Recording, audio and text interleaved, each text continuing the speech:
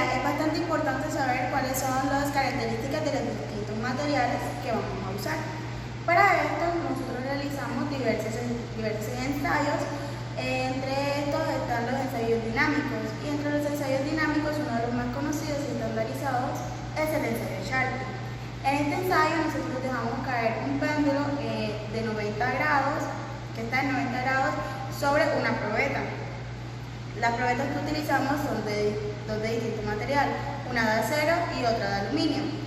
Esto es para saber cuál es la ductibilidad de la probeta o también para saber cuál es la tenacidad de los elementos, es decir, para saber cuál es su resistencia a la fuerza. Se debe analizar los resultados obtenidos y ver su comportamiento de su material. Por otra parte, se debe determinar la resistencia a la prueba de impacto, a la prueba de temperatura y a la prueba de absorción de energía de dicho material. Para nuestro análisis necesitamos calcular para ambos elementos la energía absorbida para las fuerzas cortantes y de flexión, así como su respectiva resiliencia. Todo esto para comprender mucho mejor su comportamiento y resistencia ante los impactos. En esta primera tabla encontramos los datos medidos en el laboratorio para ambas probetas, la de acero 1045 y aluminio 6061, de las cuales necesitábamos sus dimensiones y profundidad del corte o ranura, además de sus propiedades características como lo son su esfuerzo último y módulo de Young.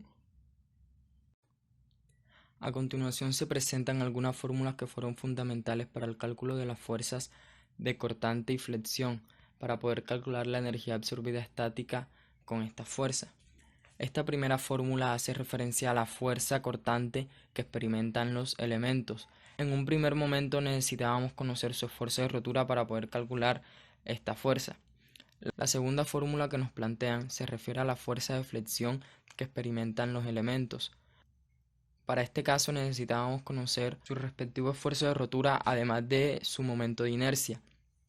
En esta tabla logramos apreciar los resultados de los esfuerzos de rotura cortante y los esfuerzos de rotura de flexión, así como su módulo de Young y las inercias. Cabe resaltar que se debió tener en cuenta la profundidad del entalle que se le hizo a estos elementos, debido a que este entalle haría variar la altura del elemento. Como sabemos, la fórmula para poder calcular la inercia es igual a la base por la altura al cubo sobre 12. En este caso, la altura correspondería a la diferencia entre la altura inicial del elemento menos la profundidad del entalle. Las siguientes fórmulas son para el cálculo de la energía potencial absorbida en función de la fuerza cortante y la fuerza de flexión. Esta primera fórmula hace referencia a la energía absorbida por la flexión, en la cual era necesario conocer la fuerza de flexión calculada en el punto anterior para poder reemplazarla en la ecuación, que nos indican que la energía de absorción es igual a la fuerza de flexión al cuadrado por la longitud total del elemento al cubo sobre 96 por el módulo de Young por la inercia. Para el caso del cortante es prácticamente lo mismo, la única diferencia que tienen es que en este caso se utilizaría el valor de la fuerza cortante calculada también en el punto anterior. En esta tabla logramos apreciar los resultados de las energías de absorción tanto de flexión como para cortante expresadas en las unidades de kilogramos fuerzas por metro, y la energía de absorción de ensayo que hace referencia a la energía experimental. Además de esto, también debemos calcular la resiliencia de cada uno de los elementos. Esta resiliencia hace referencia a la energía de deformación que puede ser recuperada de un cuerpo deformado cuando cesa el esfuerzo que causa la deformación. Se diferencia de la tenacidad, en que está cuantificada la cantidad de energía almacenada por el material antes de romperse, mientras que la resiliencia tan solo da cuenta de la energía almacenada durante la deformación elástica. Para hallar la energía de deformación que experimenta las probetas, recurrimos a la siguiente fórmula, que nos indican que la resiliencia es igual a la energía absorbida sobre el área transversal expresada en centímetros. En este caso observamos los valores de la resiliencia para la energía absorbida de ensayo para cada uno de estos elementos. Logramos apreciar durante todo el análisis que los mayores resultados, como para las fuerzas de flexión y cortante, como para las energías absorbidas, han sido del acero, y eso se debe a sus condiciones altas de resistencia última. Hay muchos factores que pueden afectar los resultados en esta práctica. El primer factor de ellos es la máquina, debido a que ésta debe estar bien calibrada. Otro factor que puede afectar es la temperatura del ambiente, que no debe ser muy baja porque puede endurecer el material. Y las dimensiones de las muestras deben ser las establecidas por las normas. En esta práctica es muy importante los entalles, debido a que al momento de aplicarle la fuerza, estas no tiendan tanto a distribuirse a lo largo de la barra, sino la tenacidad es la que nos indica qué tanta carga puede soportar ese material y cómo este se va a comportar al momento de ser sometido a la fuerza. Y otro dúctil son sometidos a cizallamiento puro, el frágil siempre va a tender a quebrarse. En cambio, el dúctil va a tender más a deformarse, absorbiendo la fuerza que se le aplica, el cual falló a cortante debido a que sobre este se le aplicó una fuerza que era perpendicular al eje axial. El ensayo de impacto es una de las grandes herramientas que sirven para la determinación de dichas propiedades mediante la realización de este. Aunque los ensayos de Charpin pueden no predecir directamente el comportamiento de un material dúctil de acero en usarse en grandes cantidades estructurales.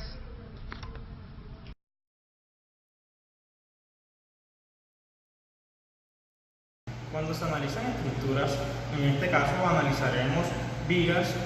Estas están sometidas a una serie de cargas y estas cargas sobre estas originan una deformación. Esta deformación es conocida como deflexión. En este laboratorio analizaremos esa deflexión en dos materiales, acero y aluminio, mirando qué factores influyen dentro de esta y calculando sus máximas y mínimas deflexiones. Asimismo, en esta práctica nos muestra que con ayuda de una prensa, esta aplica una fuerza importante en el centro, así deformándola pero no llevándola a su punto de ruptura. Con este ensayo es validar la ecuación general de la flexión para los esfuerzos en el rango elástico. También queremos comparar los resultados obtenidos teóricamente de las deflexiones con los medidos experimentalmente. Queremos también estudiar el comportamiento de una viga simplemente apoyada de sección constante sometida a una carga puntual, haciendo un análisis de su deflexión junto con su esfuerzo. También queremos analizar a través de la práctica la teoría y conceptos relacionados con las deflexiones en vigas y comparar el comportamiento de la viga con cada una de sus diferentes secciones. Se va a proceder a realizar el análisis de la práctica de deflexión. Primero, contamos con los siguientes datos, tanto para la probeta de aluminio como para la probeta de acero. Teniendo los datos, procedemos a realizar la práctica de esfuerzo en las probetas en la máquina universal, las cuales nos arrojó la siguiente gráfica para aluminio y para acero. En esta gráfica se pueden apreciar tres puntos: uno donde inicia el módulo de elasticidad, uno donde termina y uno donde se encuentra la máxima fuerza aplicada, sin llegar a la deformación total o a la ruptura. Después de esto, procedemos a seleccionar uno de los puntos de la gráfica, en este caso donde termina el módulo de elasticidad. En este punto hallamos una fuerza asociada. Teniendo esta fuerza, procedimos a realizar los cálculos de esfuerzo. Para poder realizar el cálculo del esfuerzo necesitamos el momento máximo que se aplica en la viga con la fuerza que escogimos. Además, se necesita el momento de inercia. Para el cálculo de momento utilizamos un programa que obtuvimos en internet. Para el cálculo de momento de inercia utilizamos la ecuación que se muestra que sería base por altura al cubo sobre 12. Después, conociendo las ecuaciones de esfuerzo a compresión y esfuerzo a tracción, y teniendo el momento y la inercia, y conociendo la altura, sabiendo que es una sección rectangular, en este caso y va a valer 1/2 de la altura, y por ende vamos a poder hallar el esfuerzo a compresión como a tracción. Realizando el procedimiento hallamos los siguientes valores: el esfuerzo máximo a compresión y el esfuerzo máximo a tracción de tanto aluminio como para acero. En este caso los resultados van a ser los mismos debido a que son secciones simétricas, son secciones rectangulares. Siguiendo con el análisis de deflexiones en vigas, nos piden hallar deflexiones en el centro de la luz. Para hallar las deflexiones en el centro de la luz utilizaremos la fórmula que veremos a continuación, que sería una carga P por la longitud. Esta longitud sería la longitud, es la distancia entre los dos apoyos que está apoyando la viga al cubo, sobre 48 por módulo de elasticidad por la inercia. En estas dos tablas podemos ver que se hizo el cálculo de la inercia para el aluminio y para el acero, del aluminio y el acero, y se buscó el módulo de elasticidad. Aquí podemos ver que teniendo en cuenta la carga para el aluminio de 60-61 se calculó teniendo en cuenta una carga de 27 kN, utilizando la demás fórmula, que la longitud 48 por la velocidad que mostraba anteriormente y la inercia, da un valor de 1.1645, y teniendo en cuenta otro valor de carga que sería 2.75, el valor nos daría 1.1735. Aquí teniendo en cuenta una carga para el acero 1045, una carga de 4.45 kN, haciendo un procedimiento anteriormente utilizando la carga P por la longitud entre los dos apoyos por 48 por el modo de elasticidad por la inercia, daría un valor de 0.4531, y teniendo otra carga diferente a la anterior de 4.48 kN, del mismo acero 1045, procederíamos a hallar el valor teniendo en cuenta la carga, la longitud y modo de elasticidad y la inercia, que nos da un valor de 0.57. En estas tablas podemos evidenciar los valores obtenidos anteriormente dependiendo de la carga. Para la probeta de aluminio 1045, y para la probeta de acero para el de aluminio 60-61, y para la probeta de acero 1045. Inicialmente se llevó a cabo este tipo de prácticas para relacionar mejor el evento en que los esfuerzos internos de un elemento están reflejados entre un material, por lo que se distribuye en toda el área, denominándose así el esfuerzo causado por una unidad de área. También, a la hora de analizar este tipo de comportamiento, debemos tener en cuenta que la resistencia del material no es el único parámetro que debe utilizar al diseñar o analizar una estructura. También se debe controlar las deformaciones para que la estructura cumpla con el propósito por el cual se diseñó y tiene la misma, o incluso llegar a tener mayor importancia. Los materiales en su totalidad se deforman a medida que se aplica una carga externa. Además, se sabe que hasta cierta carga límite el sólido recobra sus dimensiones originales cuando se le retira la carga. Esta recuperación de las dimensiones originales al eliminar la carga es lo que caracteriza el comportamiento elástico e inelástico material.